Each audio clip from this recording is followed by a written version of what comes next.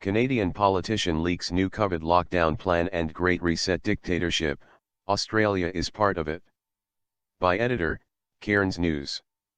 Power-mad state premiers, governors, and prime ministers across Australia, the US, the UK, Canada and New Zealand may try to push another Dan Andrews-style second-wave virus attack, as part of the Gates-Rockefeller World Economic Forum push for global vaccination and the Agenda 21 New Normal/New Economy.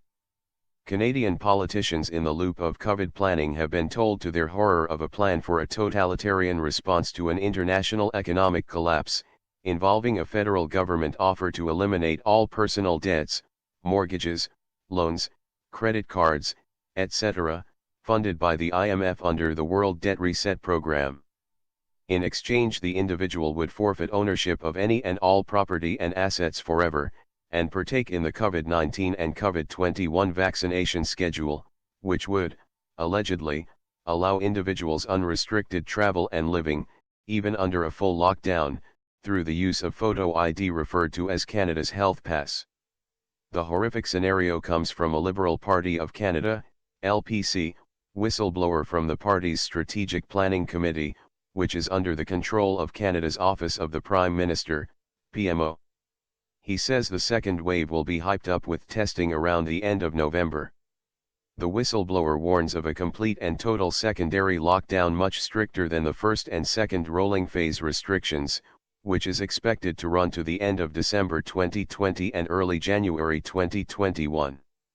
While pressure is mounting in Australia through the courts, at protests and from some media for lockdowns to end, the deadly virus is stalking you narrative is being held firmly by Labour, Green, Coalition, and LNP parties, the public health bureaucracy and most media in the same Five Eyes nations.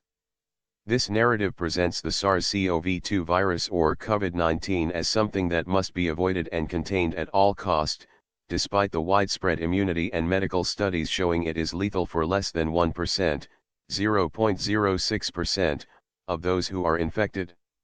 The Canadian whistleblower's email has been published by Canadian alt-media site The Canadian Report. The deliberate leak of the information is remarkable because it is the equivalent of senior coalition members doing the same. Canada's Liberal Party and Prime Minister Pierre Trudeau is the equivalent of Greens Labour and a large segment of Green Left Feminist Liberal Party MPs.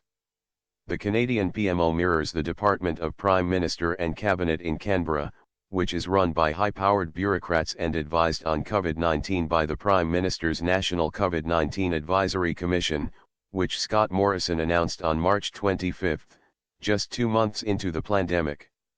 We might ask, why was it necessary for the PM to announce such a high-powered commission so early in the piece? Clearly it was part of the process as outlined by the event 201 players, who included Commission member Jane Halton, head of the Gates-funded CEPI, to steer the pandemic in their desired direction, i.e. the globalist Great Reset plan as outlined by the World Economic Forum. The Green Left Guardian reported back on August 11 that Neville Power, the head of Commission, had been approached by business leaders wanting the government to use the recovery from the pandemic to lock in low-emissions energy. According to Power, his organization was not recommending a green recovery per se, but had asked the government to underwrite new investment in gas pipelines as part of recommendations from a manufacturing task force. But as previously reported by Cairns News, this commission has been strangely silent on Dan Andrews' wrecking of the Victorian small business sector. The whistleblower said he was not happy doing this, but I have to, as a Canadian and more importantly as a parent who wants a better future not only for my children but for other children as well. The other reason I am doing this is because roughly 30% of the committee members are not pleased with the direction this will take Canada, but our opinions have been ignored and they plan on moving forward toward their goals. They have also made it very clear that nothing will stop the planned outcomes. The roadmap and aim was set out by the PMO and is as follows: note similarities to Victoria. Phase in secondary lockdown restrictions on a rolling basis, starting with major metropolitan areas first and expanding outward. Expected by November 2020. Rush the acquisition of, or construction of, isolation facilities across every province and territory. Expected by December 2020. Daily new cases of COVID-19 will surge beyond capacity of testing, including increases in COVID-related deaths following the same growth curves. Expected by end of November 2020. Complete and total secondary lockdown, much stricter than the first and second rolling phase restrictions. Expected by end of December 2020, early January 2021. Reform and expansion of the unemployment program to be transitioned into the Universal Basic Income Program.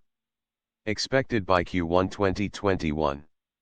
Projected COVID-19 mutation and/or co-infection with secondary virus, referred to as COVID-21, leading to a third wave with much higher mortality rate and higher rate of infection. Expected by February 2021. Daily new cases of COVID-21 hospitalizations and COVID-19 and COVID-21 related deaths will exceed medical care facilities capacity. Expected Q1, Q2 2021. Enhanced lockdown restrictions, referred to as third lockdown, will be implemented. Full travel restrictions will be imposed, including inter-province and inter-city.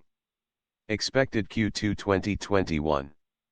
Transitioning of individuals into the Universal Basic Income Program. Expected mid-Q2 2021. Projected supply chain breakdowns, inventory shortages, large economic instability. Expected late Q2 2021. Deployment of military personnel into major metropolitan areas as well as all major roadways to establish travel checkpoints. Restrict travel and movement. Provide logistical support to the area. Expected by Q3 2021. The whistleblower said committee members asked who would become the owner of the forfeited property and assets in that scenario and what would happen to lenders or financial institutions. We were simply told the World Debt Reset Program will handle all of the details. Several committee members also questioned what would happen to individuals if they refused to participate in the World Debt Reset Program, or the Health Pass, or the vaccination schedule, and the answer we got was very troubling. Essentially, we were told it was our duty to make sure we came up with a plan to ensure that would never happen. We were told it was in the individual's best interest to participate. When several committee members pushed relentlessly to get an answer, we were told that those who refused would first live under the lockdown restrictions indefinitely. And that over a short period of time, as more Canadians transitioned into the debt forgiveness program, the ones who refused to participate would be deemed a public safety risk and would be relocated into isolation facilities. Once in those facilities, they would be given two options: participate in the debt forgiveness program and be released, or stay indefinitely in the isolation facility under the classification of a serious public health risk and have all their assets seized. The whistleblower said the heated discussion escalated beyond anything I've ever witnessed before. In the end, it was implied by the PMO that the whole agenda will move forward no matter who agrees with it or not, that it won't just be Canada but in fact all nations will have similar roadmaps and agendas, that we need to take advantage of the situations before us to promote change on a grander scale for the betterment of everyone. The members who were opposed and ones who brought up key issues that would arise from such a thing were completely ignored. Our opinions and concerns were ignored. We were simply told to just do it. All I know is that I don't like it and I think it's going to place Canadians into a dark future. A new strain of COVID-19 is confirmed in New Zealand as officials reveal the ship the latest community case may have originated from and where the vessel is now heading. Plus, life's a beach. The country's largest bank, ANZ, says a dive in demand for foreign exchange cash caused by New Zealand's border restrictions is behind its decision to stop buying and selling foreign cash. The country's largest bank will stop buying and selling foreign cash from November 13, but will still accept checks in foreign currency for now.